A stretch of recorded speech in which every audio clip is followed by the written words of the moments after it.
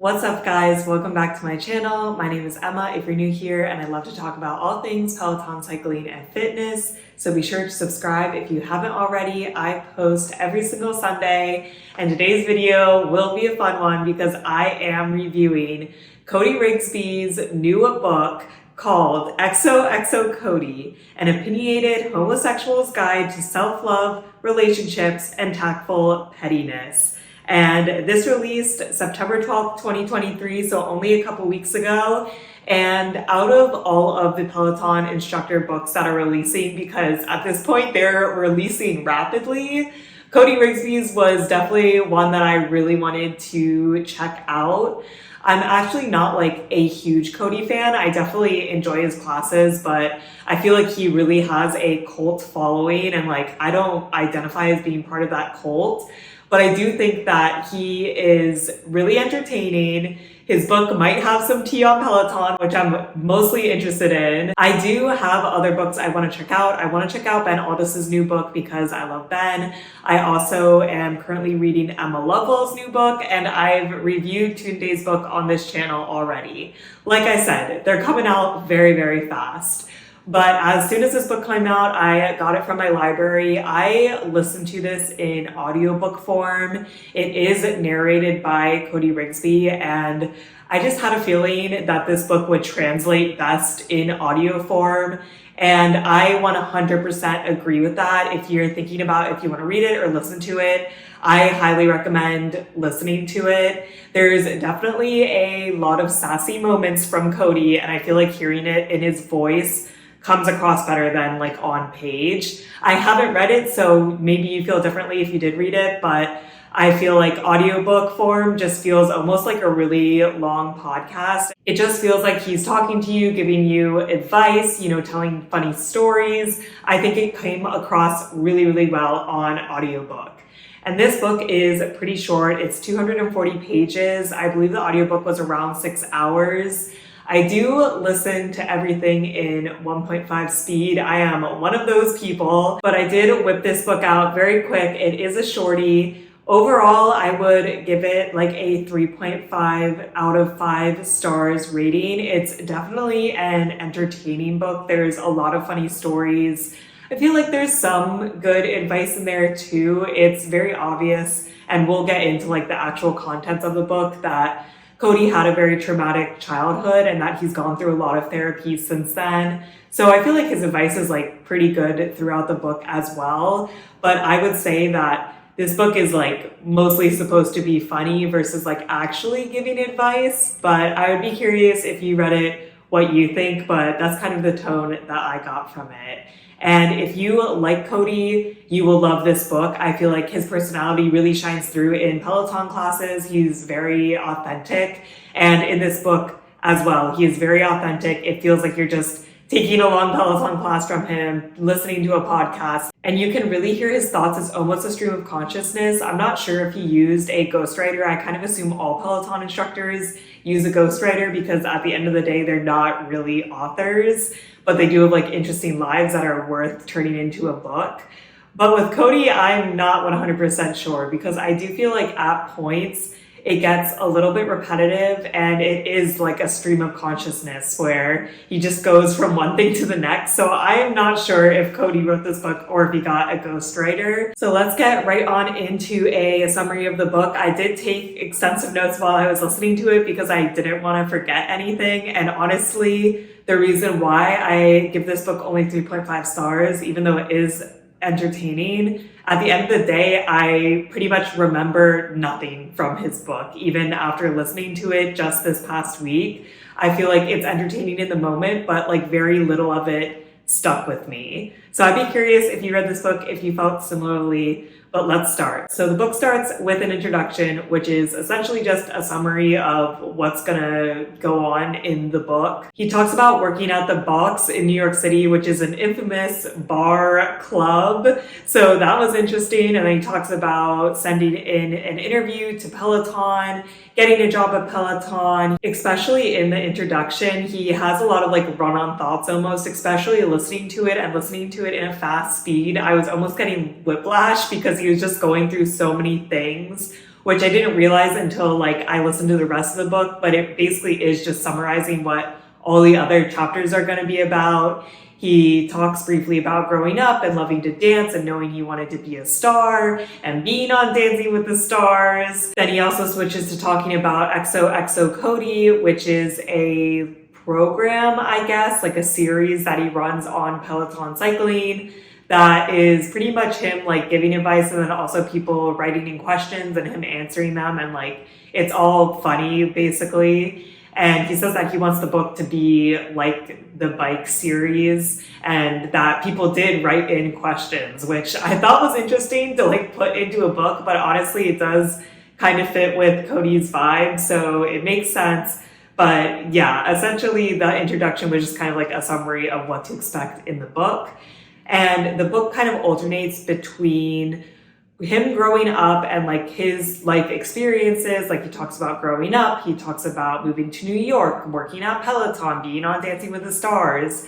And then he also alternates it with kind of more like funny chapters, because honestly, a lot of his life, it's not always sad, but it is serious. Like he's definitely dealt with stuff in his life. So he alternates those chapters with more funny chapters, like giving advice or like do's and don'ts. Or I think there was a chapter that was like things that show you're rich. Like he really tries to bring his humor in, which I actually think is nice. And it lets his voice shine through more, even when he's talking about like more serious topics. He covers those topics well, but then he like lightens the mood afterward, which I think would be weird, but coming from Cody, it's like not weird. I think it fits very well with his personality. So the first chapter that we get into is about his childhood. Cody talks about being born, and he actually lived in Burbank, Los Angeles, which I did not know until I read this book, because I feel like I'm a casual taker of Cody's classes, and he usually references like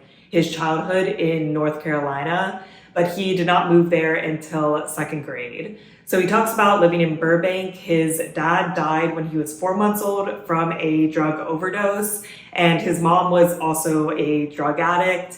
And you can see the way that he talks about it is like his mom would do like fun things, but now that he's older and obviously has more knowledge and has talked about this in therapy, he realizes that like some of the fun things were actually manic episodes, and that like she had mental health issues. Also, like doing drugs obviously was not helping the situation.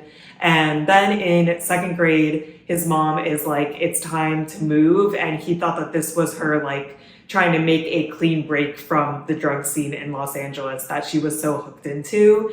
So she let Cody choose where to move. And he chose North Carolina because one of his friends had moved there recently. And like he was a second grader, right? How is he gonna know where to move?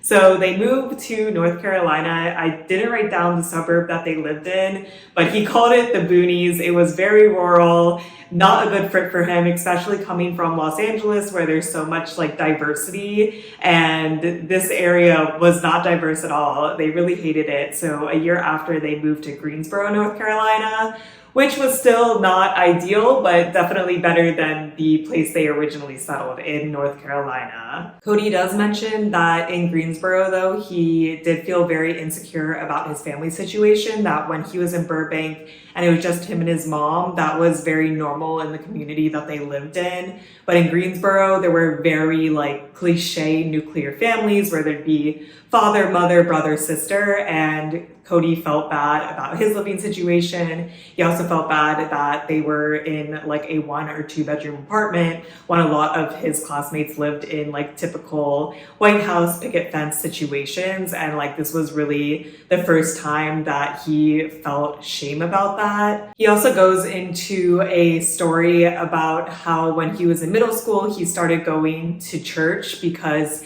he was friends with someone who also went to church, and church was this like really stable place. Like you could socialize. There was also food there, and there was definitely like food scarcity in Cody's childhood. So him coming into this church and then, you know, the church preaching that gay people were going to hell and that he didn't really know when he was in middle school. Like he didn't have a word and identity yet.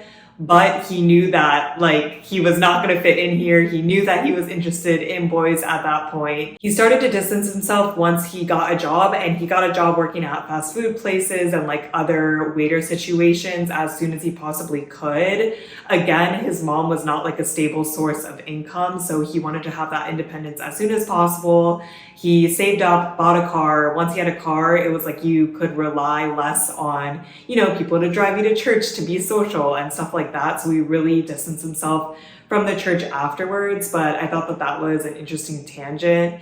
He also said that, basically he has no reason to go back to North Carolina. It seems like he has one very close friend who still lives there, but besides that, it's kind of dead to him. He is ready to move on. We definitely come back to a lot of things that happened in his childhood in later chapters. So this is kind of like a very brief summary. I feel like he tells us what happens and then kind of goes into how he was feeling about the situation more in later chapters, which I don't know exactly how I feel about. Some of the pacing I think is a little odd in the book, and sometimes it's hard to follow. Like in this chapter, he goes up to and past college, but then in the next chapter, he'll start and it'll like be before college again. So I do think at some points it's a little hard to follow, but he's in high school now. He talks about meeting a boy at the mall, and that was his first boyfriend.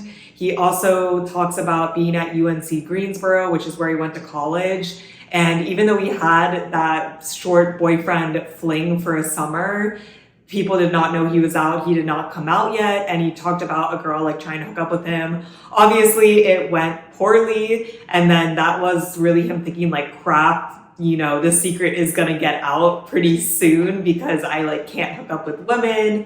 He also talks about going to New York and going to a pride party before he was out and feeling very comfortable. And that kind of like inspired him to come out. He talks about coming out to his friends and family, and like they're very accepting. So that's good. He kind of hints that like he would be a little bit worried and that his mom sometimes made like offhand homophobic comments, but that once he came out, she was very supportive of him. So that was good. At least it was a pretty like happy coming out story for all the other turmoil that was happening in his childhood. So after talking about coming out, he kind of like rewinds a little bit, and he talks about growing up in poverty and getting evicted in 6th grade and living in a motel and feeling a lot of shame about that, and just talking about how having an unstable living condition is terrifying. I can only imagine. He has talked about it in the past, but I feel like he really went into detail here, and then talking about how, he bought a car, but his mom didn't even have a car at that point. So she was using his car. Like he was really supporting his mom to even get her in an apartment away from a boyfriend that Cody did not like. Like Cody was paying half the rent. But at some point he had to sit down with her and say like, I want to go to New York City. I have to be selfish, take these opportunities for myself. Like I can't support you forever. And he definitely gets into it later in the book, but it does seem like he worked out a lot of it in therapy about being his mother's caretaker, essentially, even when he was super young, and how he's kind of accepted that role now. But at the time, definitely a very, very hard thing to do. He had to choose himself over her. So he left his mom in North Carolina and came to New York City. Ever since the first summer where he did a dance internship there, he was obsessed with New York City, knew it was where he wanted to live. So once he got to New York City, he was working 3 jobs. He was working for a clothing startup, working at another clothing store, and then I think was also a bartender or a waitress. And then he lost some of his jobs. He also quit some to not be super burnt out, and then suddenly didn't have any jobs and was okay, I'm going to focus on dance. He always loved dance, but really didn't get a lot of formal training until later in his life. But when he was out of work, I guess he's now is the time to focus on dance. He also talks about all of these crappy and weird living situations he was in New York City. I mean, New York City is expensive, and he was working a bunch of minimum wage jobs basically. So, he was living in cheap situations with lots of roommates or random people, and he really wasn't in a good living situation until he moved in with his friend Quentin, who he talks about a lot in this book. book, it's very obvious that he has deep love for Quentin, which is awesome. It's really nice to see like a strong friendship. But he talks about once he moved in with Quentin in Brooklyn, Quentin also grew up here and like had friends. So I feel like Cody got into a really stable situation, which was really good for him. And then once he talks about moving in with Quentin, this kind of segues into a friend chapter, which is interesting. He kind of puts some of his friends on blast. He uses names. I don't know if they're the real names. Like one roommate slash friend like burned all of his clothes because they got in a fight, and like it was interesting. There's some tea. So if you're interested in some funny stories, you should definitely read this chapter. But overall, he was trying to get some points across. So in my opinion, he was basically saying like, in society, we really focus on relationships when friendships are just as, if not even more important. Like you'll always have your friends. You should know when to step back from a friendship. Sometimes you need to just take a step back, and like that doesn't mean that you'll never be friends again. You just have to do like what's best for you in the moment. And you also need to know like when to give your friend advice versus when to let them make their own mistakes and like not really get involved. He also personally comments that he kind of knows who his true friends are because those are the people whose relationship he has not changed with since he became famous on Peloton. Like he's like, the people that knew me when I was broke and are still treating me the same when, you know, I'm very successful in my endeavors now. Those are the people that I know I can trust and I know are like my true friends, which that does make sense. And that's nice that he feels that he has those people in his life. So that kind of wraps up the friendship chapter. He splits another like funny chapter where relationship questions are written into him. I don't think there's anything like super exciting or noteworthy during this chapter. It kind of just lightens the mood. Then the next chapter is about dance, which is good. It like kind of rewinds back to his childhood. Again, I think this book is structured a little oddly because you are constantly like going back to go forward. But I think that it is interesting that he basically like makes each chapter about one very specific thing in his life. So he talks about starting ballet classes when he was 18, and he was taking these classes with like a bunch of little girls, which I thought was funny. And he talks about auditioning for an agent once he gets to New York City and signs with Clear Talent Group. And he did a bunch of work with different musical artists, like big names, as a background dancer. But at the end of the day, he didn't really love doing that. When you're a background dancer, you basically are dancing for someone else's vision. Like you're not building your own brand, you're building someone else's brand. They're also not treated super well. I just think it was not the vibe for him. The work wasn't steady. And he eventually gave up dancing. He was like, this is so stressful to just focus on this, you know, one thing that I used to love, but, you know, I just don't love doing it for money as my only source of income. Throughout the book, he does talk about going out in New York City a lot to clubs and always loving dancing there. Like he's like, we're going out like 4 to 5 times a week, and it's still kind of unclear if he still does that. Like he definitely loves dancing, but I think he just didn't love being a background dancer. So then he gets a job at the box, and that's actually where he gets the Peloton email. I guess somebody that was working there like forwarded it to him, and essentially it was like, do you like fitness and like, do you have a good personality? Then come work at Peloton. And Cody's like, yeah, sure. Like I like fitness. And at that point, Peloton's like, you don't need cycling experience at all. Like basically we'll teach it to you. Just know that you like fitness. So he auditions and gets in. It is very interesting, especially because I just read Tunde's book like a couple months ago, and Tunde joined after Cody. Like Cody was one of the first people to join Peloton, but Cody's experience interviewing versus Tunde's experience interviewing are very, very different. Like Cody is basically like, I sent in a video and then I got the job. And like, you don't know, maybe there was more to it. There probably was. But Tunde was like flying out to New York City and having multiple auditions, and they were like days long. And it does make sense that they upped the interview process, but it was interesting how like seemingly easy Cody made it seem like that he got this job. And then he kind of gets into the biggest like Peloton tea of the book. Honestly, there's not a ton of it and nothing's like super, super juicy. I do think that Peloton has some signed NDAs or has some agreement because I don't feel like we'll ever get like the inner workings of Peloton, but he does talk a little bit. So he first talks about getting in trouble because he was actually the first man instructor at Peloton, and whoever his mentor was like told him that he should go take classes from other men in the city. So not at Peloton, to like see what those men are doing. And then someone even higher up is like, Cody, like, why are you never here? Why are you never taking classes in the studio? Like, are you even committed to this? And how Cody wanted to act rashly, but then he like took a step back. And it was one of the first times that he like reacted more maturely and actually just explained what happened. He also talks a lot about like trying to find his identity as an instructor and trying to figure out what works for him.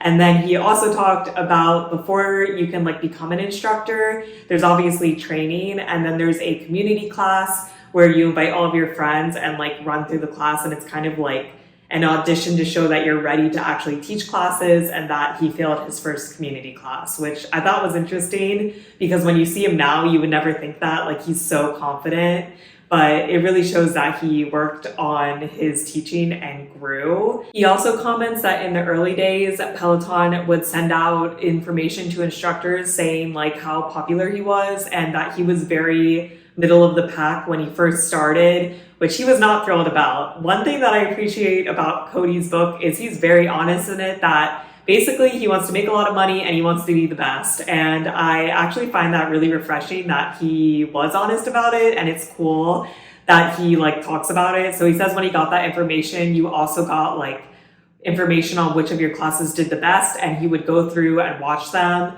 And what he discovered is his classes did the best when he was funny and when he was most authentically himself. So he really started to lean into that. And you can see even nowadays, he definitely still leans into that. He also talks about how he is just happy that on Peloton, he's like exposing people to the LGBTQ community that might not be exposed to it, that he has people come up to him and is like, oh, my aunt, is very conservative, runs in a very conservative circle, like, and she loves you, and you've really opened your mind up to the community. So I thought that was a cool tidbit of information. Then he kind of switches, and it's been a couple years. Robin gets promoted to the VP of programming, and Cody is like, hey, I also want to be promoted to a VP or have a higher position in this company. I know fitness doesn't last forever. Even now, he's very focused on getting the bag. So he talks to Robin and is like, hey, if there's any opportunities like this, like, keep me in mind, girl. And he actually ended up helping with the UK expansion. He became the director of cycling. He went to the UK, saw how UK cycling classes were run and helped build that up, which I thought was cool. He actually recruited Leanne and Ben. So he's like, I'm also a matchmaker, which I thought that was a little fun. Any sprinkle of Ben Aldis in this book makes me happy. And he ended off the chapter in an interesting way, I think, basically saying like, Peloton's a big company. I'm not best friends with everyone. He specifically mentions Jen Sherman, Alex Toussaint, and Robin Arzondo as like being his work besties. Essentially, he says Jen is like his mom, Alex is like his brother, and Robin loves in a different way than he does, but she's so supportive, which was cute. Then we go into another joke chapter, which is do's and don'ts of dating, which kind of leads into the next chapter, which is serious, and it's dating advice. In my opinion, some of this advice is good, some of it's kind of throwaway advice, but we'll get into it. So he starts off and is like, before you can date others, date yourself, which I totally agree with. He's like, you need to be comfortable with yourself. If you don't want to do things alone with yourself, how can you expect other people to want to do things with you? And I thought that was like pretty sound advice. Then he kind of goes into this tangent about how he's against dating apps and he likes to meet men in the club, which I'm not sure about that one, if that's working out for him. But I thought it was interesting that he was like very, very anti-dating apps. He's like, I'm not anti-hookup apps. I'll hook up with you on an app, but I'm like not looking for a relationship from an app.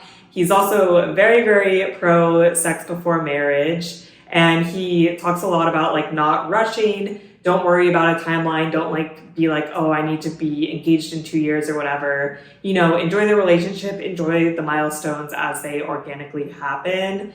He also talks a lot about the persons you're dating's friends and your friends' opinion on the person you're dating, and basically says it's very important. If you do not like the person you're dating's friends, that's probably a red flag for the person you're dating, because, you know, you're like your friends, that your friends are a reflection of you. And if your friends that don't like the person you're dating, there's probably a good reason. Like, they probably don't just not like him for no reason. So you should listen to your friends. He also is very anti-flaunting your relationship on social media. He says you don't need to be writing long posts. You know, appreciate the person you're with. Let them know that in person. You don't need to be putting it all over social media. And then the next chapter is his relationship with his mom, which is honestly probably one of the saddest chapters, but it does seem like he's come to terms with a lot of it in therapy. So he talks about like leaving his mom back in North Carolina again. Again, we're rewinding because we need to kind of reset, and that he was still helping her as much as he can. But obviously New York's an expensive city. Like, it wasn't as much as, you know, he could help her when he was actually living in North Carolina. And before Peloton, he did not have like stable jobs. So he did not have stable income. So he couldn't help her that much. And then he also talks about going to therapy. He went to therapy because of a bad breakup. I believe it's because of the time that he cheated on his partner. But that essentially got them to be talking about his mom, because a lot of your actions that are messed up now like stem from your childhood.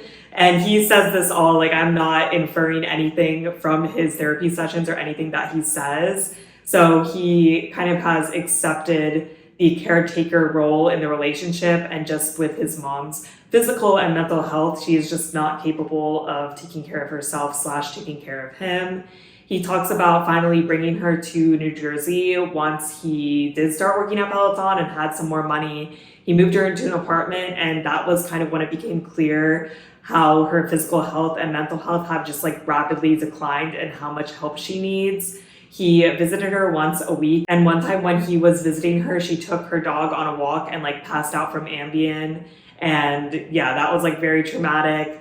And then he talks about going on a trip and like not being able to contact her and coming back. And she was having a psychotic breakdown from too much lithium, and like having to take her to the hospital, and just realizing like how big of an issue this was.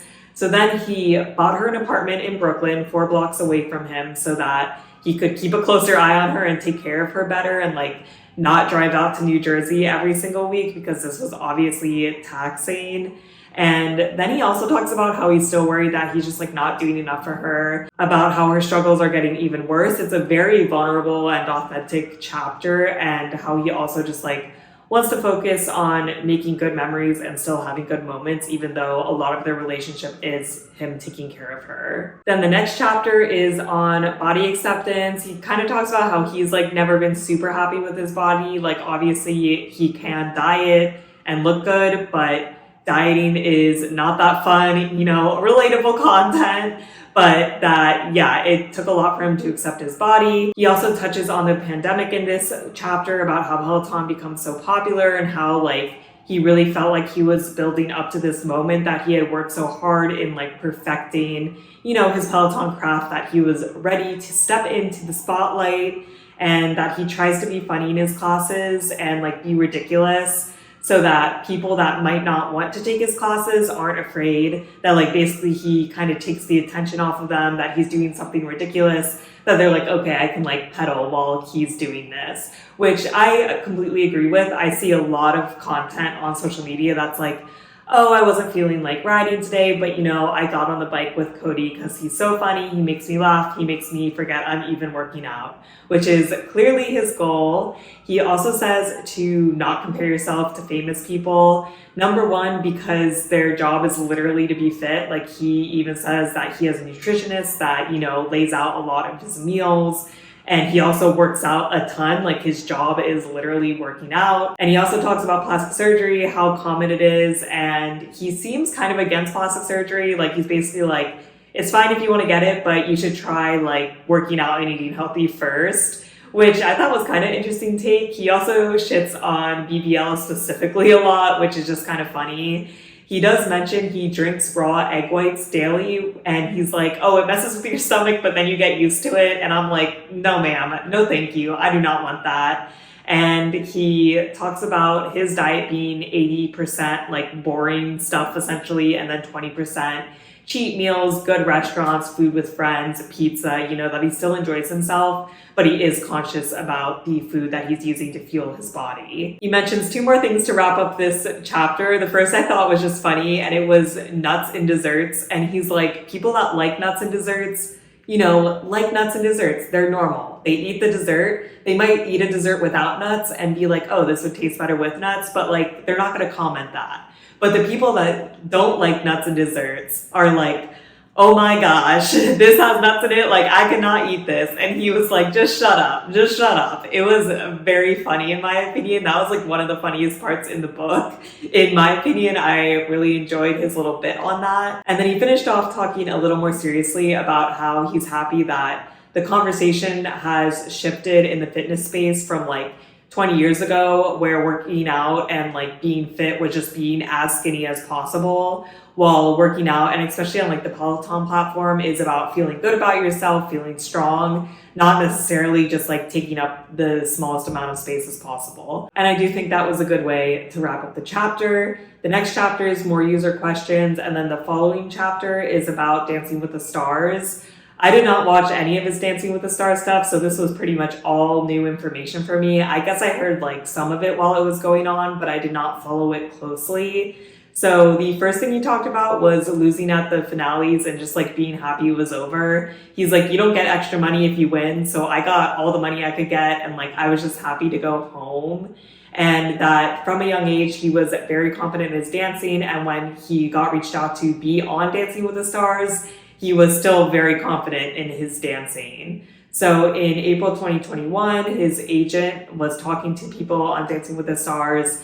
It seemed to kind of fizzle out, and then like a week before it was supposed to start, he got a call and was basically like, you're in. He also comments that at this point, he had spent so much time perfecting his craft at Peloton that it wasn't taking as much time from him anymore. So he was kind of looking for more opportunities, more ways to make money, unapologetically wants more money, and more ways to expand his reach. He also said that a lot of people came up to him at this point, and like still do, that he is kind of a approachable kind of fame compared to like Brad Pitt, where because the way that people know him is taking his classes, they feel like they really know him and then feel like they are entitled to talk to him, which I thought was interesting, and it's probably true. He probably gets approached a ton, especially in New York City. Then he talks about going to LA to film like the premiere, like the reaction episode, I guess, on like Good Morning America, where you find out who you're competing against and how all of these big celebrities were there and how, they were dressed really nice and he was not dressed well. He was in like athleisure, that he just like didn't understand the vibe of the event. And yeah, just he really realized that he's like, wow, I'm like in the big leagues now. He also talked about how exhausting it was because at the beginning of Dancing with the Stars, he basically was in LA filming Dancing with the Stars for like 3 days a week, and then in New York for 4 days a week to film Peloton classes, that he didn't want to stop filming Peloton because he pretty much used the Peloton content to promote votes for Dancing with the Stars, but that it was also just like a good way to keep connecting with his audience and that he could share stories with Dancing with the Stars. So he never wanted to pause it, but it was very stressful. And then he got COVID and basically wanted to quit the show. But a lot of people around him were like, no, don't quit. And then after COVID, he managed to like squeak through the COVID rounds. He had to do virtual dances. Peloton set up a makeshift studio for him in LA, so he didn't have to fly back and forth. I'm honestly surprised they couldn't have thought of that, before he was already flying back and forth, but it sounds like they got it figured out and that could make it easier. He commented that he got low rankings from judges for some dances, and like that was hard, and that he faced a lot of like social media criticism, and that there were lots of paparazzi that, it was just not something he was used to, not something that he expected. He also talked about his dance partner, Cheryl, and he like kind of put her on blast. He's like, she was hard to work with and like I addressed it, but then like she got more angry. And then he realized she was under like a lot of pressure. She had been on the show for so long and she was a woman, so she faced a lot more like body image criticism. She was a recovering alcoholic, and like their love grew. And I was like, does she know you're putting all this in the book? I would assume so, but it was kind of an interesting way to finish off the chapter. Then the next chapter was about addiction. So another sad chapter. He talked about his friend Oscar, who like was initially addicted to Adderall and then was doing other drugs. And Cody had tried to talk to him. You know, Cody has a history with addiction through his parents. So it's obviously like something that Cody's very sensitive about, and that eventually Oscar would not stop. So Cody distanced himself, and it seemed like Oscar was getting better, but he had really just like turned to alcohol and was drinking a ton, and like alcohol hadn't been a problem in the past for him. So I guess like people knew but weren't as concerned.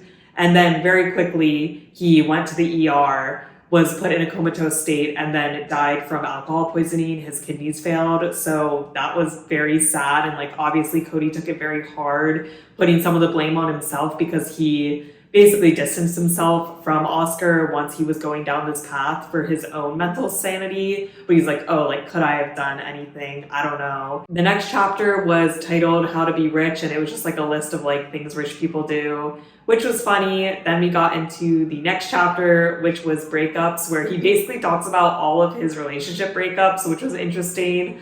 A lot of them were pretty normal, so they're not worth talking about in my opinion. But some of the interesting ones, one, he talks about a relationship where he was in a fight with his partner, and then he got like some really big dance break, and the partner like didn't care at all, like couldn't put aside what they were fighting about to celebrate with Cody, and they didn't break up right there, but Cody knew like someone that couldn't be supportive is not someone he could be with in the long term.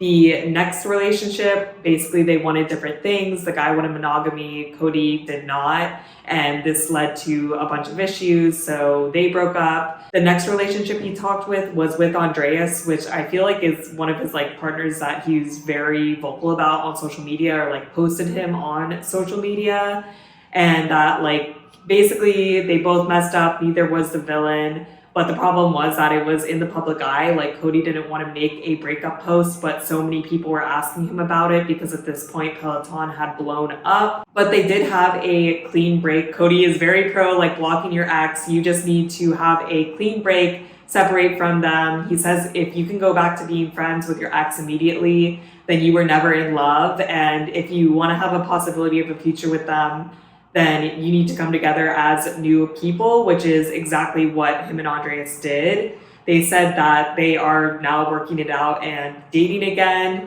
and that the singer Pink told him to not worry about what happened on the break. Not very relatable to be getting, you know, dating advice from Pink, but I did think it was a funny thing to throw in. And yeah, that was basically the wrap up on that chapter, kind of an interesting end. And then the last chapter is about getting money. So basically Cody is like, money can't buy happiness, but it can buy peace. And as somebody that, you know, did not have a stable childhood, I want money, and you should not feel bad about wanting money as well. He does say there are some caveats, like obviously don't screw others over to get more money, but like take every opportunity you get, don't feel guilty. He basically talks about like shilling stuff on social media and how like he doesn't feel bad about that, and he'll do it as long as brands will pay him to do it.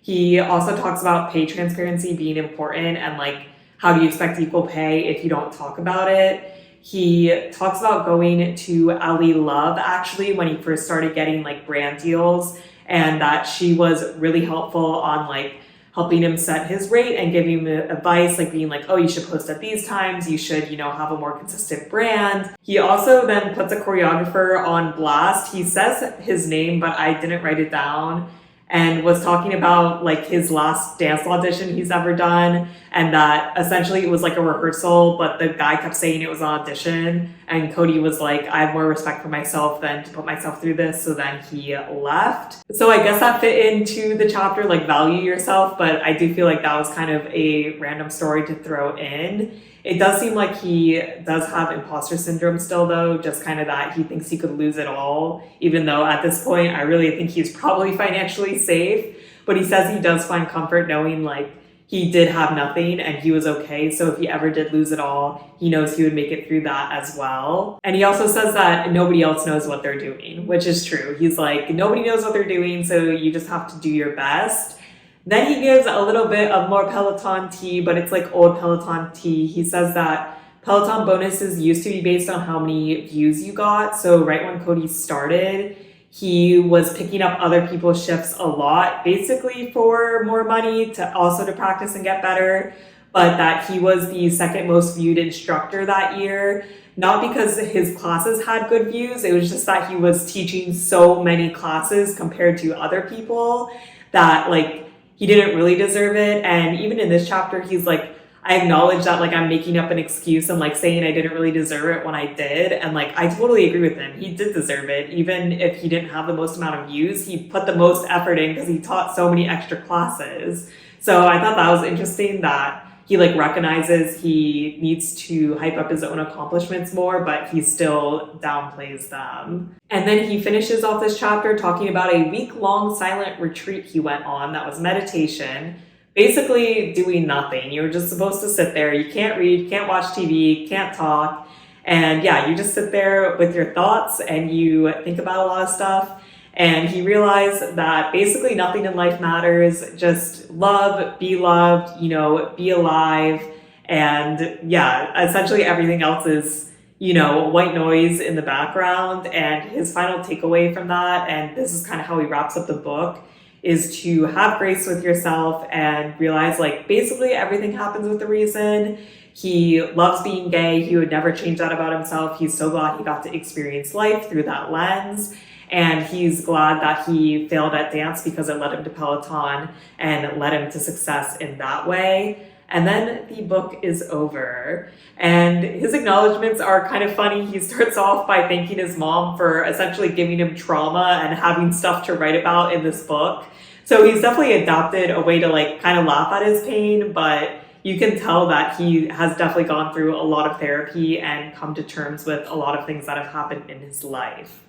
So overall, I did really enjoy this book. I feel like there are good tidbits of information. I just feel like at the end of the day, it's nothing like super, super memorable. But if you like Cody, I would definitely check it out. I also think he took this book as an opportunity to still be funny, but also touch on some of the more serious things that happened in his life. So I appreciated getting to know him a little bit more. And yeah, let me know if you've read this book, and if so, what you think. This one was a wild one, but it was a good one, and I'm interested to see, as more of these Peloton instructor books come out, what they're like. I do feel like a lot of Peloton instructors have really unique backgrounds, and Cody's background is definitely very different than Tunde's background. Their books are very, very different, but they're both very interesting and good ways to get to know the instructors more. So I'm excited to read some more Peloton instructor books as well. That is it for this video. I hope you guys are staying safe, having an awesome week, and I'll see you in my next video. Bye!